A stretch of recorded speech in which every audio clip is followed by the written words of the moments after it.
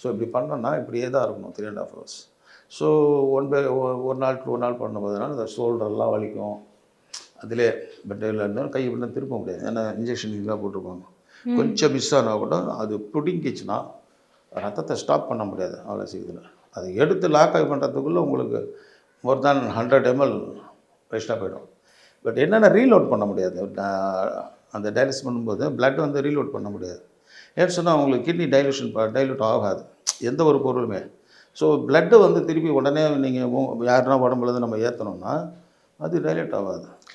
இப்போ பொதுவாகவே இந்த ஆஃப்டர் கிட்னி ட்ரான்ஸ்ஃபருக்கு அப்புறமா நம்ம ரொம்ப சேஃபாக இருக்கணும். தென் அதில் நிறைய விஷயங்கள்லாம் ஆமாம் இருக்குது. நான் நிறைய பேரை பார்த்துருக்கேன், மாஸ்கெல்லாம் போட்டுட்டு தான் இருப்பாங்க. நான் ரொம்ப அதில் வந்துட்டு அவர் டாக்டர்லாம் என்ன சொன்னார், சுப்பராவ் சார், அவர் தான் எனக்கு ஃபுல்லாக அட்டென்ஷன் கொடுத்தது.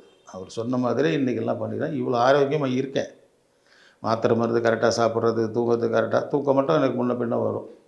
அண்ட் மென்டலில் கொஞ்சம் ப்ராப்ளம் எல்லாம் ஒரு சின்ன இதெல்லாம். அதர்வைஸ் பார்த்தீங்கன்னு சொன்னால் மற்றபடி எனக்கு இந்த ஸ்பைனல் கார்டு ஏற்கனவே விழுந்து பழக்கம். விழுந்து பழக்கன்றேன், விழுந்து பிரச்சனை.